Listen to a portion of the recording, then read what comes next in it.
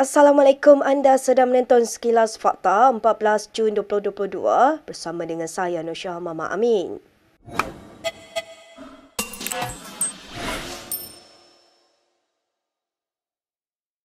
Ahli Majlis Tertinggi UMNO Muhammad Fuad Zakarshi membidas bekas Setiausaha Agung parti itu Anwar Musa yang menolak gesaan supaya PRU disegerakan. Ini selepas Anwar berkata kerajaan pimpinan Perdana Menteri Ismail Sabri Yaakob merupakan sebuah kerajaan yang stabil hasil dukungan semua pihak termasuk pembangkang.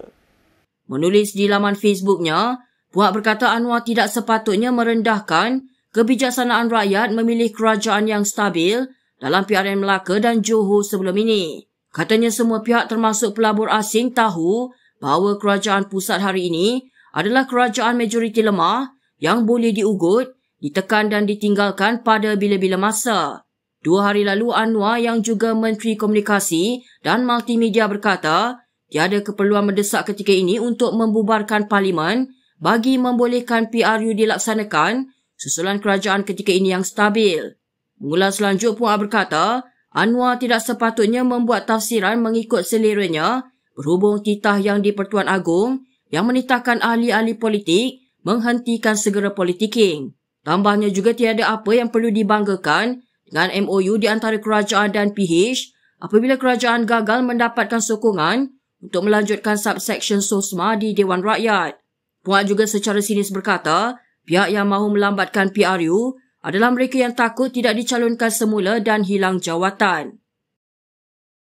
Baik, sementara itu Anwar dalam kenyataan balasnya menggesa agar hanya pihak yang mempunyai autoriti untuk bercakap mengenai tarikh PRU 15. Anwar yang juga Menteri Komunikasi dan Multimedia berkata, ketetapan UMNO berhubung PRU 15 juga masih lagi samar-samar. Kalau nak bercakap tu biarlah Presiden, Timbalan Presiden, Ahli Majlis Tertinggi. Itulah orang-orang yang berautoriti bercakap soal bila. Setakat yang saya tahu dan saya rasa saya tak salah, parti belum lagi memutuskan apa-apa. Yang pertama. Yang kedua, kenalah faham, ini bukan kerajaan satu parti. Ini kerajaan berbagai-bagai parti. Bila nak bubar kerajaan, selain daripada UMNO, parti-parti lain juga berhak untuk menyatakan pandangan.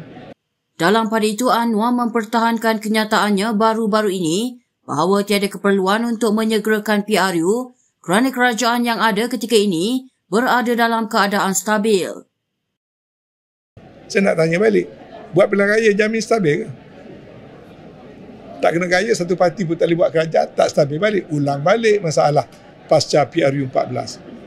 Jadi membuat pilihan raya bukan jawapan kepada nak tentu stabil tak stabil sebab outcome belum tentu.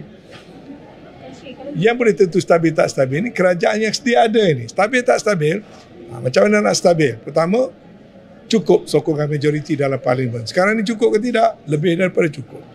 Kedua, yang pembangkang turut menyokong. Berita seterusnya. Bersatu sedang menggerakkan langkah untuk meletakkan pemimpin parti itu menjadi Perdana Menteri, dakwa Ahli Majlis Tertinggi UMNO Razlan Rafi. Katanya semua orang tahu bagaimana Bersatu mengolah langkah Sheraton untuk menjadi kerajaan melalui pintu belakang dengan menjatuhkan Pakatan Harapan. Dalam satu hantaran di Facebook, Razlan berkata, ketika itu juga BN mencadangkan agar Parlimen dibubarkan supaya PRU baru diadakan namun tidak mendapat perkenan istana susulan ancaman COVID-19. Dalam keadaan begitu, dakwa Razlan, BN terpaksa bersetuju untuk memberikan kuasa sebagai kerajaan buat sementara kepada Presiden Bersatu Muhyiddin Yassin. Menurut Razlan, walaupun hal itu dinafikan, Timbalan Presiden Bersatu Ahmad Faizal Azumu, pengakuan 2 orang pemimpin politik bahawa Muhyiddin telah mengadakan perjumpaan agar dia dilantik semula menjadi Perdana Menteri tidak boleh disangkal lagi. Untuk rekod pada 1 April lalu, Pengerusi Pejuang Dr. Mahathir Mohamad mengesahkan Muhyiddin meminta sokongannya dalam usaha untuk menjadi Perdana Menteri sekali lagi. Susulan itu, Presiden Warisan Muhammad Shafie Apdal mendedahkan Muhyiddin yang juga pengerusi PN turut menghubunginya untuk membentuk kerjasama politik selepas rundingan dengan Mahathir gagal. Razlan mendakwa gerakan Bersatu itu akan menyebabkan negara terjerumus sekali lagi dalam kancah politik yang tidak stabil dan istana akan dipaksa campur tangan. Adun banting dari DAP Lau Weng San menyoal sikap tidak konsisten PAS yang menasihatkan umat Islam untuk tidak menghadiri Festival Bon Odori di Selangor bulan depan. Ini apabila Kerajaan Kelantan di bawah pimpinan PAS membenarkan tarian tersebut di negeri itu 4 tahun lalu. Dalam satu kenyataan, Lau berkata, tarian Bon Odori di Kelantan ketika itu merupakan sebahagian daripada pesta budaya Kelantan dan Jepun yang diadakan di Dewan Jubli Perak, Majlis Pembandaran Kota Baru pada November 2018. Sehubungan itu, dia mempersoalkan mengapa parti itu kini mempunyai masalah dengan pesta Bon Odori di Shah Alam sedangkan ia tidak mempunyai sebarang isu di Kota Baru 4 tahun lalu. Terdahulu, Menteri Hal Ehwal Agama Idris Ahmad menimbulkan kontroversi susulan nasihatnya supaya umat Islam tidak menyertai Festival Bon Odori yang akan berlangsung pada 16 Julai ini kerana didapati mempunyai unsur-unsur keagamaan lain. Bagaimanapun, Sultan Selangor Sultan Sharafuddin Idris Shah tidak bersetuju dengan pandangan Idris dan mencadangkan agar menteri itu hadir sendiri ke program sambutan Bon Odori di Kompleks Sukan Negara Shah Alam. Sementara itu, Ketua Dewan Ulama PAS Pusat Ahmad Yahya pada 10 Jun lalu berkata, walaupun ada pihak berpandangan ia hanyalah acara kebudayaan Jepun, ia tetap tidak menyangkal bahawa ada unsur ritual Buddha di dalamnya. Ahmad juga memaklumkan Dewan Ulama PAS terus mencadangkan agar Kerajaan Kelantan menggugurkan tarian Bon Odori sebagai acara dalam Festival Kebudayaan Kelantan Jepun untuk tahun 2022.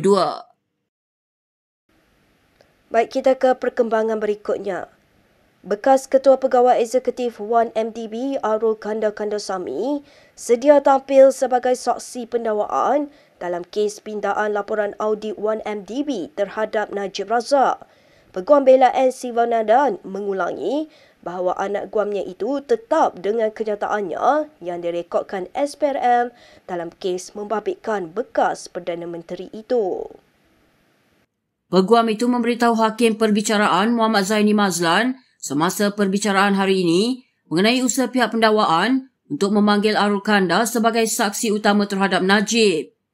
Najib 68 tahun didakwa menggunakan kedudukannya sebagai Menteri Kewangan ketika itu dalam mengarahkan pindaan kepada laporan akhir audit 1MDB sebelum dibentangkan kepada Jawatan Kuasa Kira-kira Wang Negara atau PAC bagi mengelakkan sebarang tindakan terhadapnya.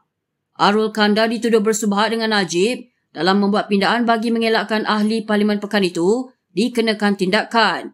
Timbalan Pendakwa Raya Kanan Gopal Sri Ram berhujah Arul sebagai rakan subahat adalah saksi yang relevan untuk dipanggil kerana beliau berada dalam kedudukan untuk memberi keterangan berhubung kelakuan rakan tertuduhnya itu. Bagaimanapun, Peguam Najib Syafiq Abdullah membantah usaha pihak pendakwaan untuk memanggil Arul Kanda dengan menyatakan ia sepatutnya berbuat demikian ketika perbicaraan bermula pada 2019. Selepas mendengar hujahan kedua-dua pihak, Hakim Muhammad Zaini menetapkan 24 Jun ini untuk membuat keputusan. SPRM hari ini menafikan laporan berita bahawa Jabatan Peguam Negara akan menggugurkan pertuduhan rasuah terhadap 3 pegawai Mara Corporation kerana tidak cukup bukti. Ketua Pesuruhjayanya Azam Baki mengesahkan pihaknya telah pun menghantar fail ke jabatan itu bagi mencadangkan nama untuk dituduh. Pihak kami sebagai pihak peguam penyiasat, kita telah menghantar fail kita ini kepada Jabatan Peguam Negara untuk dikaji dan seperti mana yang lepas saya telah menyatakan bahawa kita mencadangkan untuk dituduh beberapa pihak dalam kes ini. Jadi setakat ini tidak ada sebarang makluman daripada mana-mana pihak daripada Jabatan Peguam Negara mengatakan kes ini tidak dituduh. Jadi saya setakat ini tidak ada komen lah mengatakan kes ini tidak dituduh ya.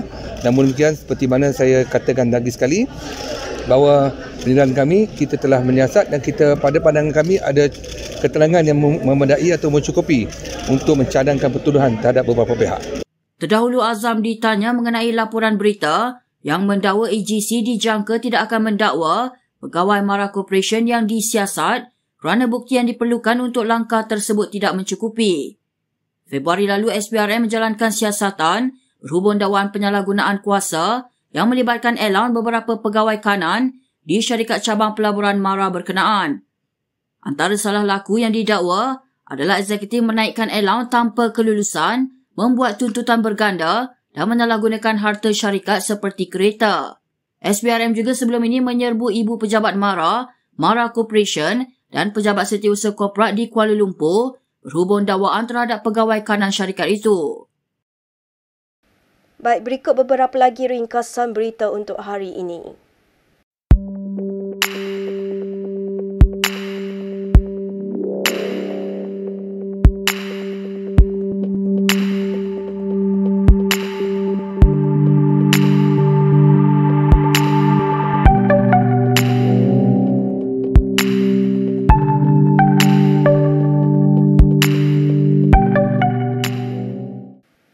Baik, sekian sahaja daripada saya, Nosyah Mama Amin untuk Sekilas Fakta. Untuk lebih banyak berita, anda boleh melayari kinitv.com.